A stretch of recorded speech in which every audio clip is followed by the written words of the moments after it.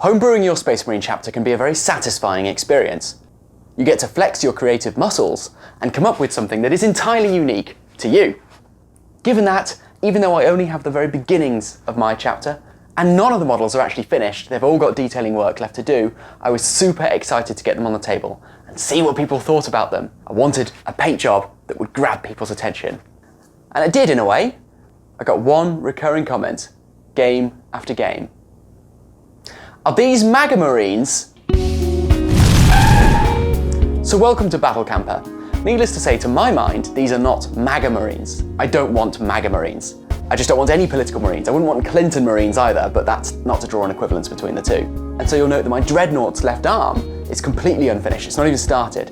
And that's because I cannot face finishing that model until I can prove that these are knightly Gothic Crusaders, not MAGA-Marines. Having accidental MAGA-Marines is one thing, but having an accidental MAGA-Naught is quite another. The time's about 1 PM. I've been up since about 5 PM as I went looking for fuel, and I guess now is about the right time to let you know what I actually intend to do to both inspire myself to make my Marines more Gothic and more like the knightly Crusaders of old, and also to disprove the notion that they are in fact MAGA-Marines. Well, really, the answer is very, very straightforward.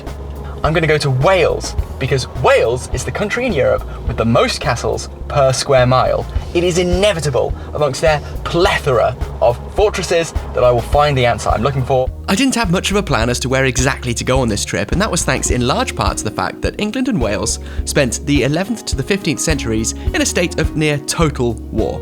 On top of this, Welsh principalities and English feudal lords spent much of their free time, when they weren't warring with each other, warring amongst themselves. The result was a country that had a castle every 12 square miles, so it seemed inevitable that whatever direction I point my van in, I will hit one eventually. However, it does seem that even mentioning the word Wales summons the rain. This did soon clear and the sun came out, and as I crossed into Wales on the spectacular, although slightly on the nose, Prince of Wales Bridge, I was feeling hopeful that the chaos that had started this holiday was behind me and it was smooth running from here on in. My first stop was only another hour or so away, in this fantastic little car park I'd found tucked away in the Brecon Beacons whilst I was aimlessly scrolling on Google Maps.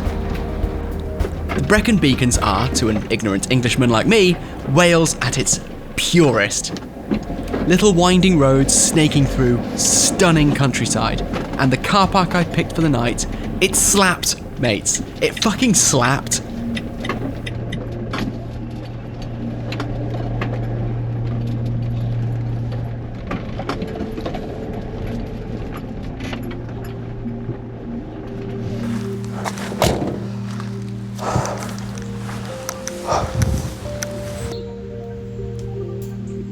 This place was a gem, and finding it was a real testament to the power of procrastination. If instead of doing your work and living your life, you spend endless hours simply browsing Google Maps, eventually you'll stumble across something incredible.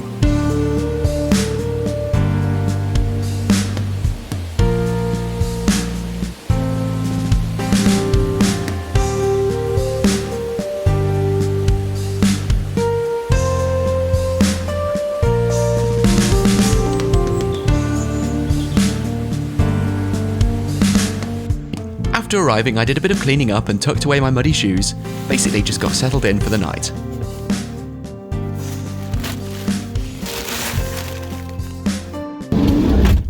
Unfortunately, after setting up, I started to feel just a touch queasy, but having been up and travelling since 5 AM and not really having anything to eat, I put it down to exhaustion, so I decided to settle in, have an easy first night, and crack open my spinach and ricotta tortellini, confident that that would put me right. Status report. It's about 8:30. I've just been sick 5 or 6 times. I need to remember that when I wake up so I don't step in it, because it's just outside the door of the van. Maybe I'll use the rear doors.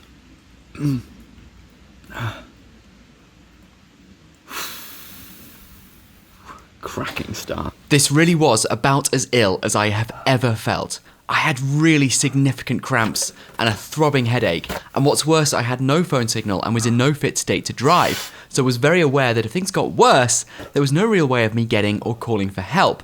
And yet all I could think to do was to use my internal monologue to mentally chastise myself for failing to set the camera rolling the second I felt like I was going to be sick, like a fucking professional would have done.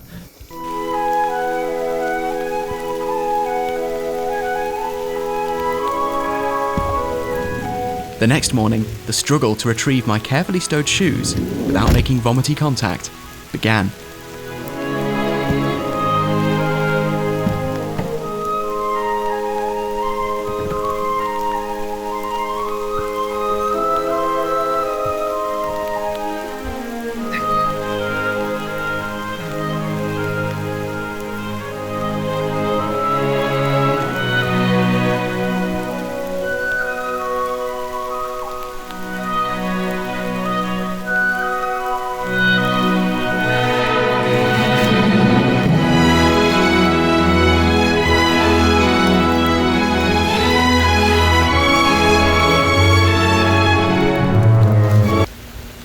As beautiful as this spot was, the rain, the pain, and the liberal sprinkling of human vomit had started to take the shine off it a little bit.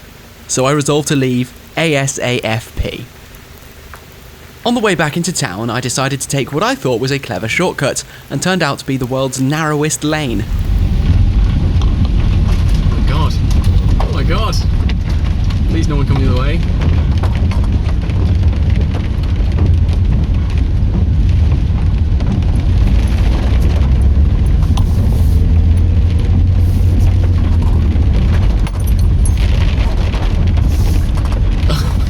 Oh my god. Ah! Oh my Jesus Christ. Okay. This is suboptimal. I can't begin to describe the angle I'm at right now. The van won't make it.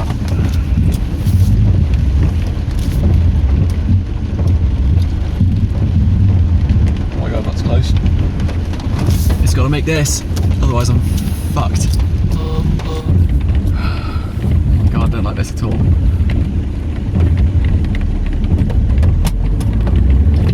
Oh my god, it can't make it. At this point, a fairly impatient local came along, and so I didn't really have the wits about me to continue filming. However, so you understand quite how wedged I was, here is a picture of how close the van was to the rear guard, here is a picture of the bend in question on Google Maps, and here is an artist's rendition of the scene that unfolded. As an aside, the NFT for this masterpiece will be available soon. You'll want to subscribe so you don't miss out. I did eventually manage to get up the hill and into the little gate, so essentially halfway round the bend. The effort nearly destroyed my van. I could smell it burning from the cab. Oh my god, it's not gonna work. The ordeal, however, was not over. I was now facing nose down, but still wedged into the barrier. The van would have to reverse far enough so that I could make it round the corner and back down the hill. This was made worse by the fact the rain had turned the street into a stream. One more. Come on, van. Come on, Vanny. One more.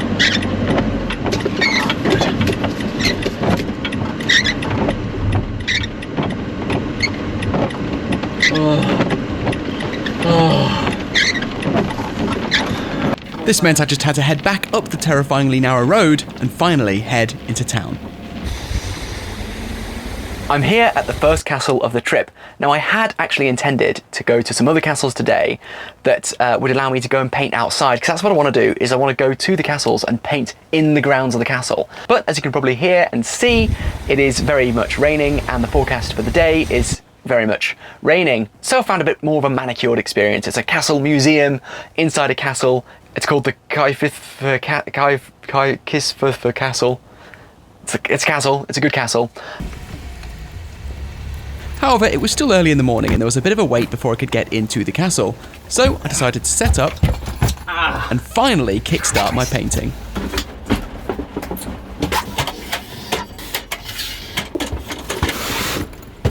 So as you can see, in trying to show that my Marines can be every bit as gothic and Space Marine as, like, say, the Black Templars, I have kind of tipped the odds quite cheekily in my favour by picking the Bladeguard veterans, who, of course, of all the Primaris models, are already the most knightly. We have 6 veterans, which is 3 from the Indomitus box and 3 from the multi-part plastic kit. We have the lieutenant, and we have the captain, who is a completely awesome model. The first step, of course, was the base coats, and I began with Grey Seer, which was going on any part of the model which was going to be white, which included some basic free-handed patterns on the little shield dealies and sometimes on the knee pads.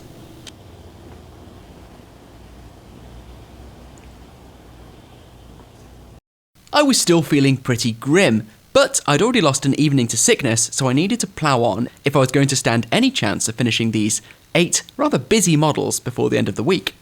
So, Dark Reaper for the opposite parts of the patterns and any black metals I find. I always find it's at this stage of painting, when you're trying to pick everything out, that you start to realise quite how many things there are on some of these models. Belts, buckles, pouches, pots and bling. There's a lot of fiddly little bits, and it can start to feel quite intimidating. At any rate, I finished up with the Dark Reaper, and it was then time to head up to the museum.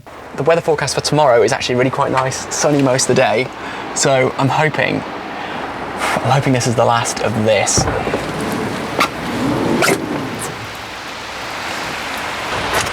Oh God.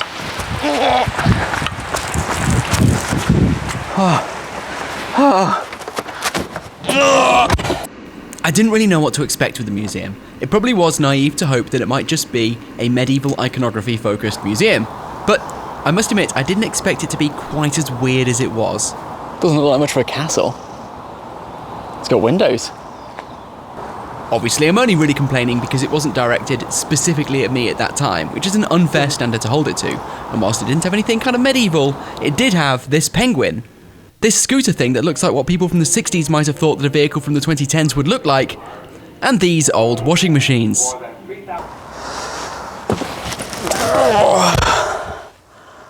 So, that was quite shit.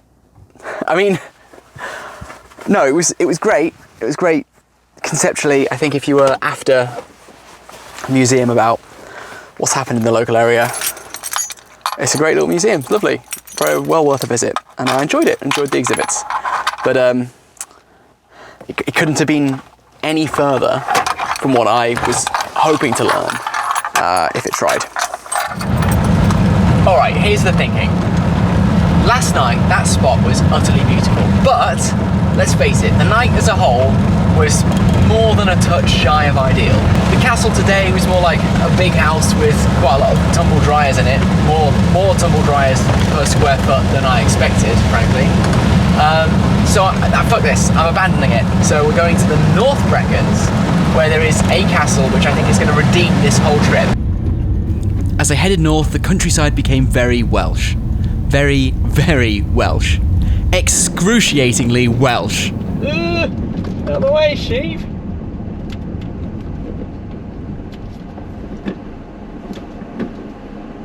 Once I'd cleared the sheep field, I made my way to my next campsite, a beautiful little spot by a fishing pond, just a few hundred metres from the little village of Trap.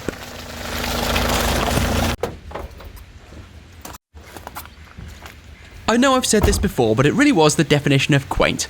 So I settled in and awaited the arrival of the much touted improved weather. If you're wondering, yes, I am trying to steam bread for dinner. No, it didn't work.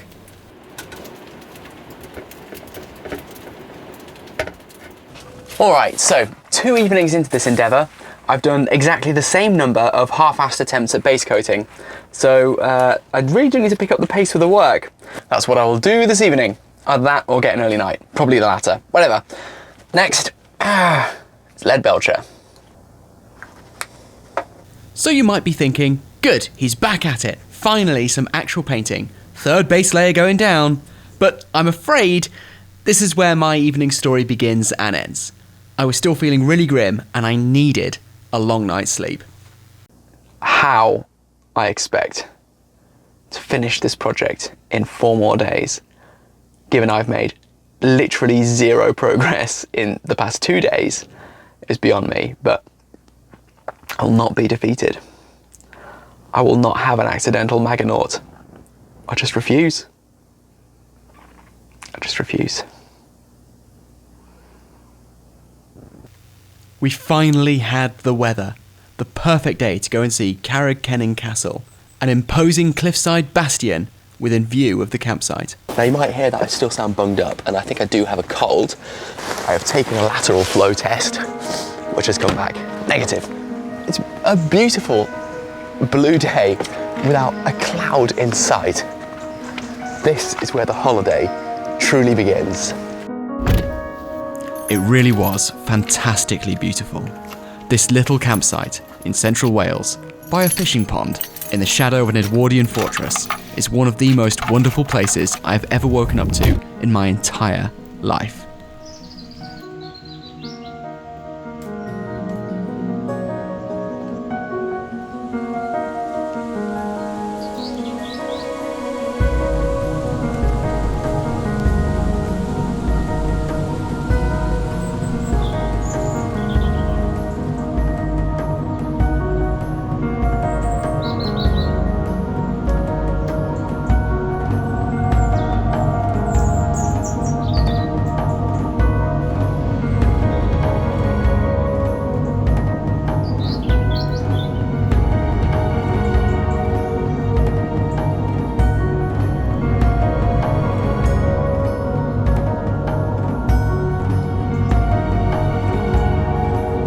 The trail to the castle lay just a minute's drive from the campsite.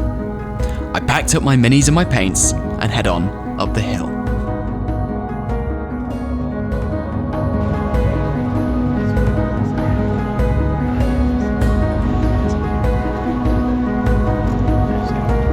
I found a secluded spot near some sus goats to set up and get painting.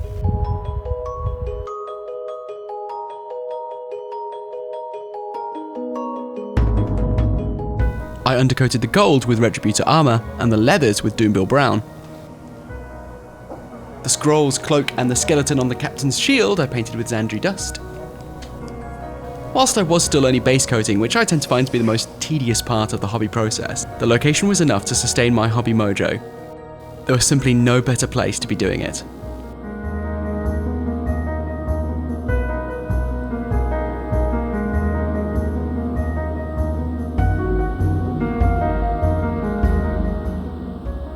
The current state of Carragkenning is due to Yorkist forces in the Wars of the Roses, who seized it from the Lancastrians and put it to the torch. This is a seriously precarious staircase. That was in 1461 and it's been a ruin ever since. However, that marked the second time in only 60 years that the place was trashed. The first time was in an unsuccessful war for independence by Welsh national folk hero Owain Glyndwr. Whilst he ultimately couldn't take the fortress, he certainly left his mark on the outer walls. And after I'd finished my base coating, I decided to have a look around. Right, so I am fed, and I only have the slightest touch of residual queasiness, which I think is as good as I could have hoped for in the circumstances. And now we're off to the second, well, as I hear it, second and third castles of the day. Now this is a little bit of a weird one, because the guy I was speaking to at the campsite said that this is a pair of Iron Age forts. So of course, whereas the castle we just looked at was built by Edward I, which makes it a Norman Gothic middle-aged castle, this pair of forts will be pre-Normans, pre-Romans, pre-Anglo-Saxons.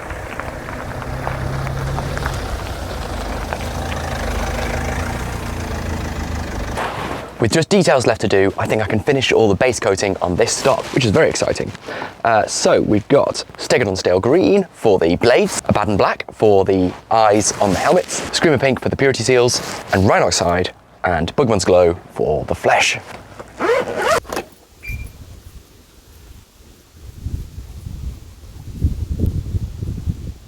I wandered into the hills for about half an hour, until I stumbled across the only thing I could possibly describe as being even remotely man-made, and assumed I must be there.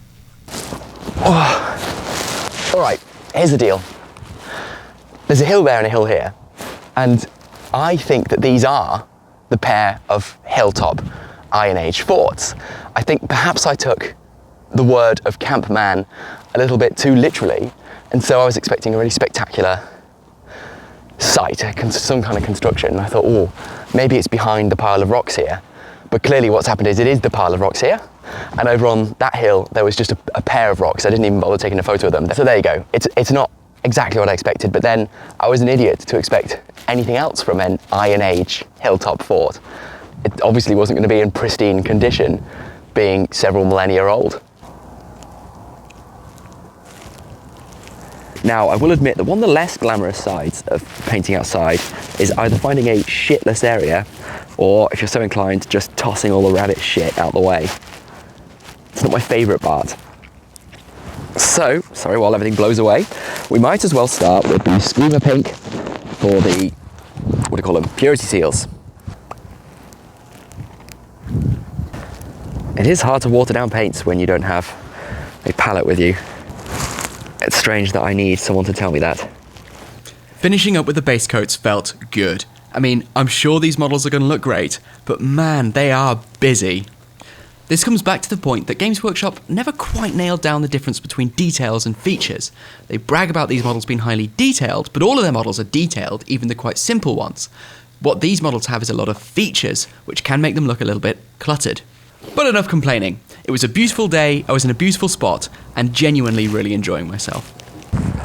Alright, next is the black for the visors on the helmeted heads. Obviously want to be a little bit more careful here.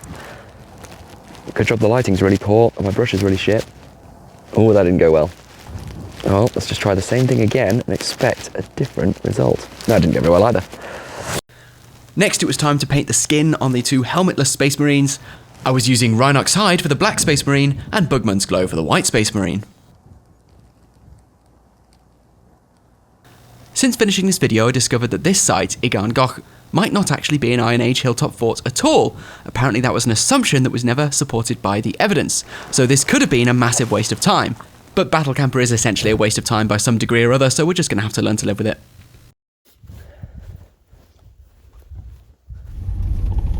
I'd finally finished the base coating, and after a hard day's work, I decided to grab some food and head back to the campsite.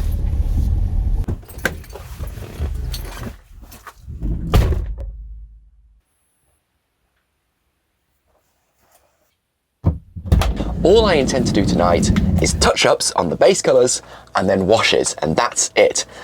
In testament to the total lack of care with which I applied the base coats in the first place, it took bloody ages to touch them up.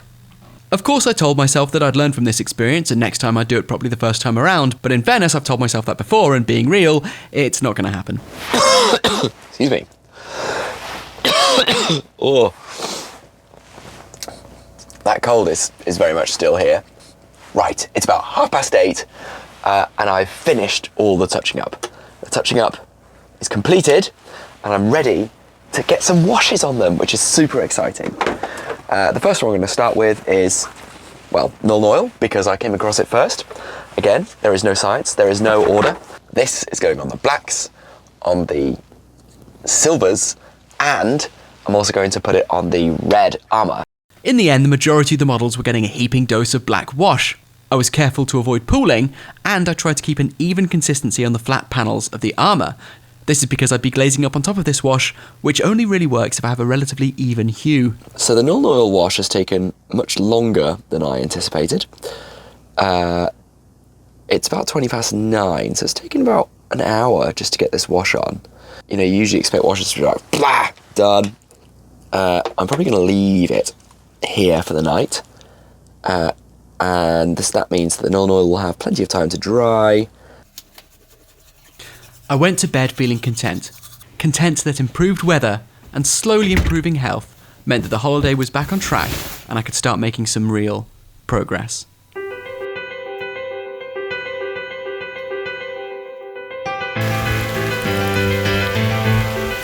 Oh, my mistake. Wales had other plans, it seems. Still, this just means I'd need to find a fancy castle with some indoor areas today, and I'd be painting in the van. I eventually landed on Chepstow Castle, the oldest surviving stone fortress in all of Britain. It sits just inside Wales, right on the border, and cuts an impressive figure against the River Wye.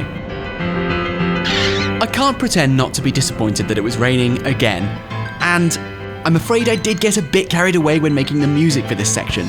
Here comes the rain again. Oh no, the sequence has ended and now there's no room for the song to play out. Oh dear.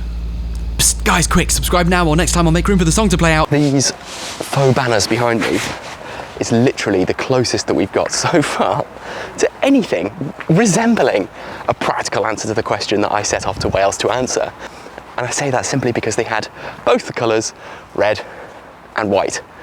That's it. That's what I've achieved. So I've done about £100 in fuel, 4 days, thrown up my guts and been generally just quite ill to discover that yes indeed, in medieval times, according to that plastic replica, they actually did use the colours red and white.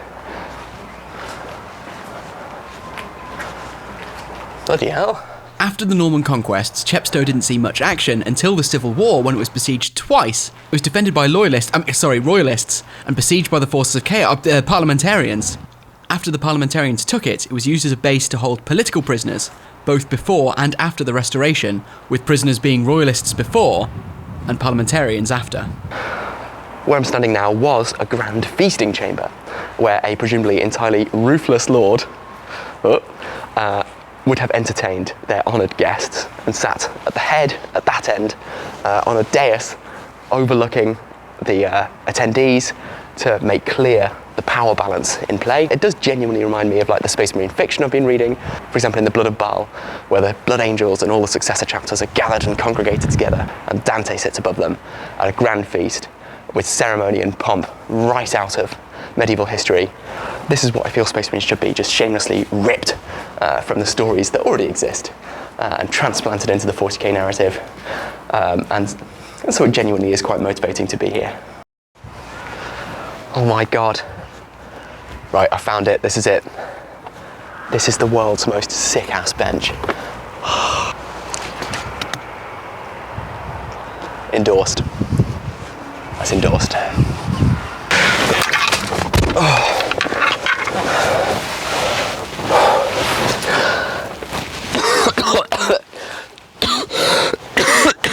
Excuse me.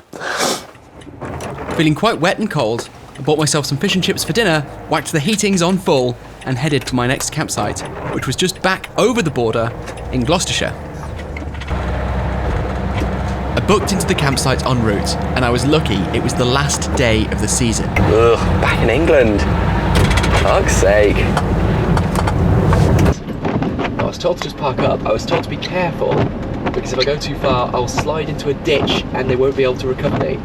I don't know whether you heard that because my lapel mic wasn't working, but what I just said was that I just had a telephone call with the camp owner who said I must stay by the track because if I don't, I might go down an embankment, I will not be able to get back out, and they will not be able to recover me. This looks like a pitch. Can I go here?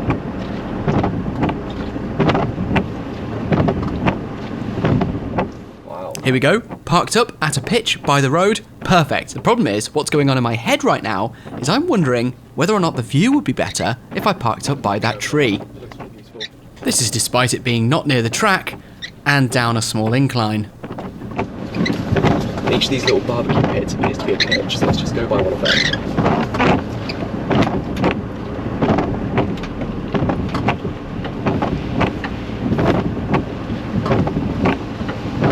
Is that the lip they said not to go over?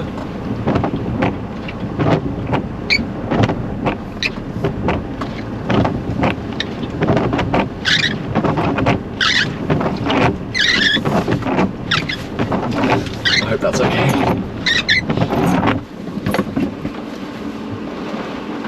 It was about now I was beginning to realise that maybe I'd fucked up, and I needed to make sure I could still make it back to the top of the incline for my peace of mind.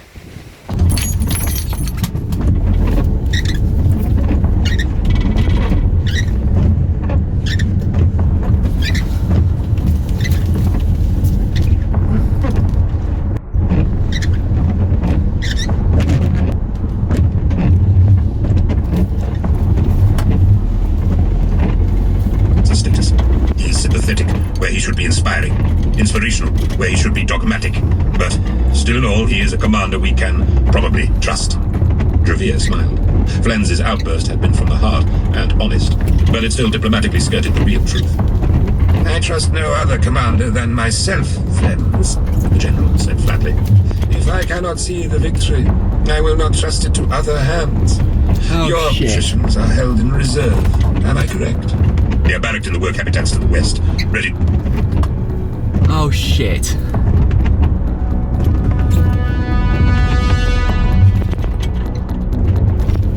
No way, this is gonna work.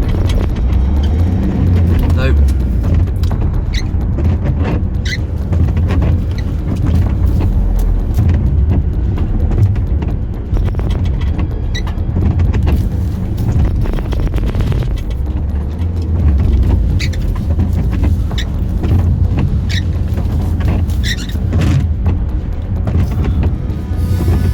Shit.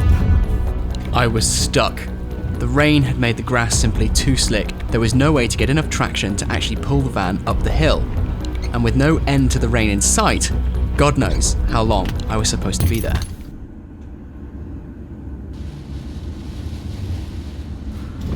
Oh, fuck. I just genuinely can't believe I've done this. The camp owner was like, yeah, you can stay, but just one rule, there's just one rule, don't drive down the little slope, because if you drive down the little slope, we can't get you back. You'll be stuck there. And I was like, yeah, no worries, I won't try. No driving down the little slope, that's fine. The very first thing I did, literally the first thing, was I drove down the little slope. What a moron. What a complete moron. I don't know what to do. I don't know how to get out of this. I mean, if the rain stops today, it's not going to dry, the grass isn't going to dry overnight.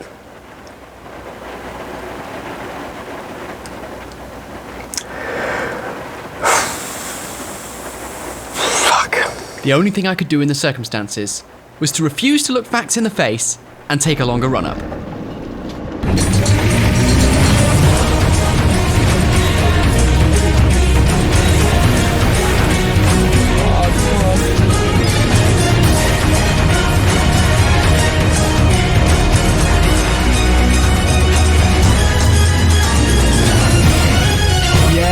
Yes!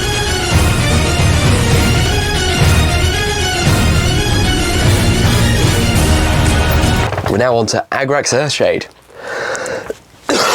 which is very similar for the robes and any ropes, little appendages they're like. Ooh. No messing about. After all that palaver, I needed to crack on. I needed to make some real progress. And ornaments. This is of course also going to go on the scrolls. I then used Reichland Flesh Shade to wash all the gold bits to get a nice clean gleaming gold. That was it for the washes, and it was time to move on to some glazing. So at long last the rain has an opportunity to positively contribute.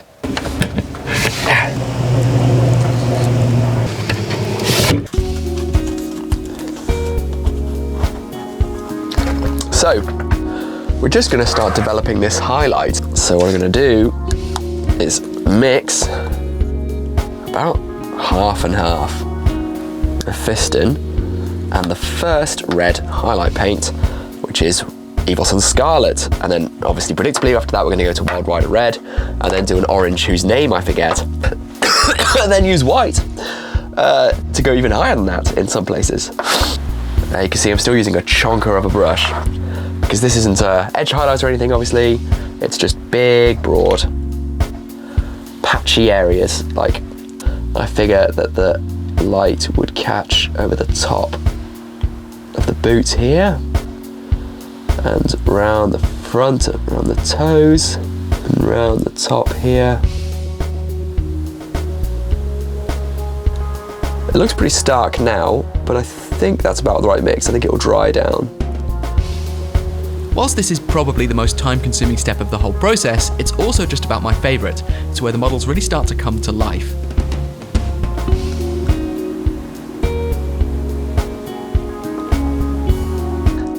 We're now on to a one-to-one mix of Fiston and Evil Sun Scarlet. Excuse me. There we go. Oh, isn't that good? Painting will make everything better. Everything's okay. I take this opportunity to say if you're attempting this technique, there are obviously vastly superior videos to follow. I am not holding myself up to be a competent painter, and this video does not constitute advice. It's starting to get sort of a graduated effect. And even though there's quite a harsh line there, we'll be able to kind of soften that by going back down the colours.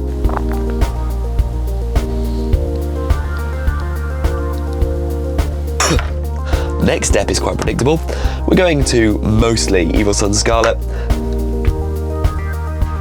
It is now also probably long past time I use a smaller brush.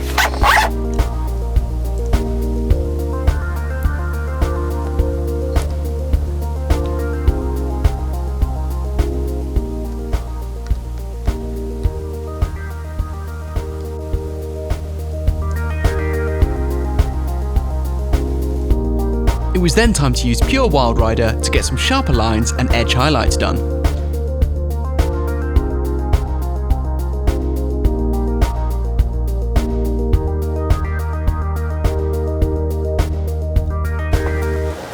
Okay, I'm giving up for the night. I think the consolation prize is that I would have got done had I actually had all day to do it.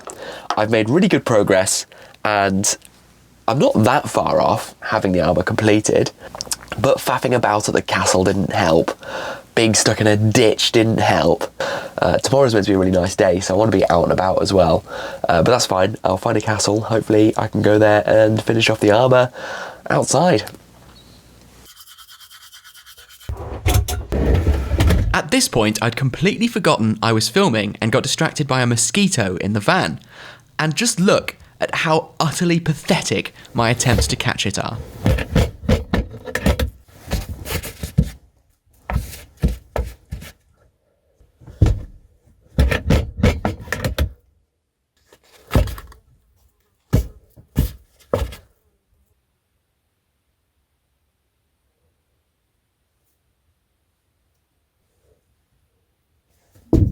Needless to say, it remained elusive.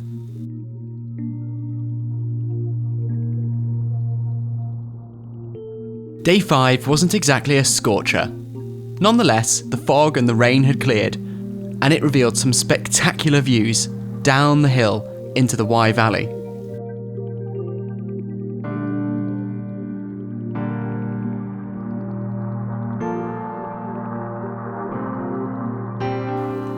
It also revealed the many track marks of my misadventures the day before. The day came with a fresh bout of determination, and no sooner than I was awake, I was setting up to continue painting my Space Marine armour.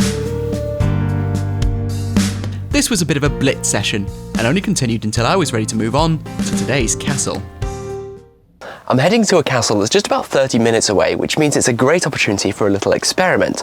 You see, one of the really frustrating things about getting projects finished on these camping trips is that the process of having to dismantle and then remantle the whole painting setup over and over again takes up a lot of time. We're going to leave this set up and the table deployed whilst we travel to the castle and see how many of these items are still on the table at the end of the journey.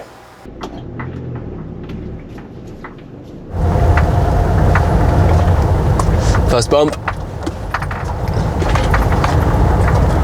Sounding promising.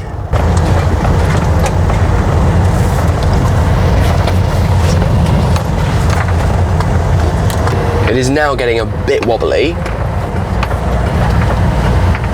Significantly wobbly. But I still hear no chaos. All the lights are on like that. Oh god, it's the not knowing that kills you. I'm just interrogating every noise I hear from behind me. Oh.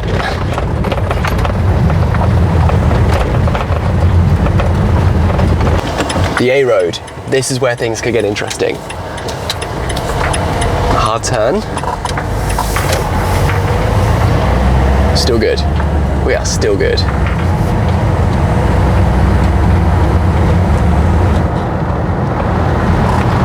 All right. Oh.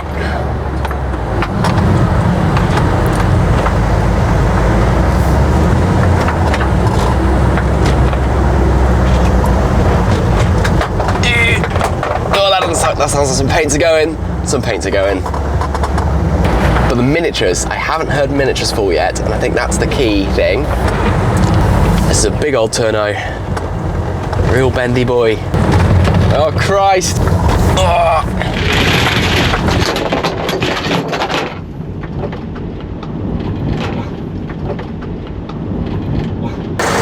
Oh dear.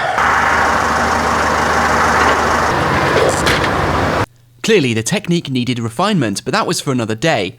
I was heading to Caldecott Castle, near the mouth of the River Severn. When I arrived, I wasted no time. I packed my stuff up and headed out to find somewhere to paint. Chepstow Castle was built around 1100. It never really saw much action, instead simply falling into disrepair. It was restored, and in 1964 it was sold to the local council for £12,000. Mates, that is a steal, even accounting for inflation. Don't mess with Chepstow Rural Council. They know how to haggle. They've got game. Unfortunately, what they've done with it since is kind of ruin it. I'm pretty sure my granddad had this exact same shed. You couldn't even go onto the battlements. There's no freedom to explore. There's no little bits of history up, which means I can't tell you anything about it because I don't know anything about history in castles. I just read what's on the notice boards and then recite it authoritatively as if I have any kind of relevant expertise. Half tempted to sit up here and paint, but it's the only place on the walls that anyone can go, so doubtless I'll be disturbed. I think I'll just go into the gardens. They look lovely. Having spent enough time ragging on the castle, that's exactly what I did. I found a lovely little spot and set up to paint. As disappointing as the inside of that castle was, I must say that the grounds are pretty lovely, and it's nice to sort of be in its presence. So I've actually only got two pots with me, and that is Carroburg Crimson and the Contrast Medium. And the reason I'm using Contrast Medium rather than Lamium Medium is Contrast Medium is a bit thicker. Now, I don't have a proper palette with me, so I've brought the lid from the coffee I had earlier, like a true professional. So what I'm doing here is just glazing with Carroburg Crimson, thinned down with some medium. This is because the base Mephiston Red is too light to be the shadow hue of that red base colour. This will really ramp up the contrast between the light and the dark parts, which will make the armour look shinier and just give it altogether more pop. And if there's one thing miniature painters won't stop going on about, it's pop.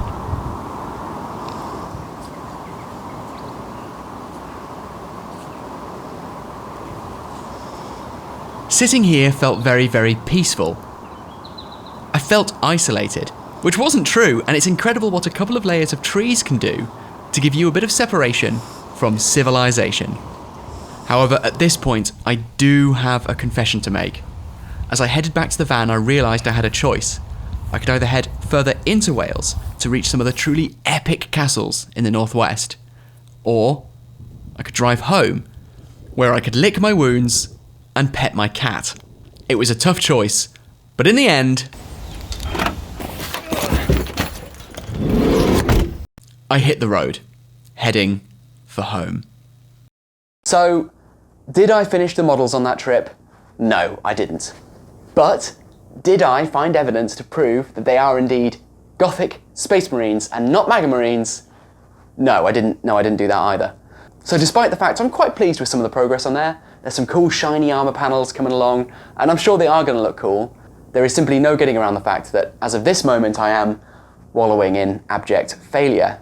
I will be back to finish them in a future video, but for the moment I guess there's just one thing left to do, as much as I don't want to do it. This is going to be painful, but I need you to understand that if I fail, we're all gonna suffer in a thematically appropriate way.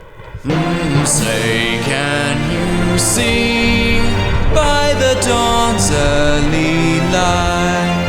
I'm sorry, I don't know why I've done this. What so proudly we hail at the twilight's last gleam. Skip to the land of the free and the home of the brave. And that's it, we're done. That's it, we're done, we're out.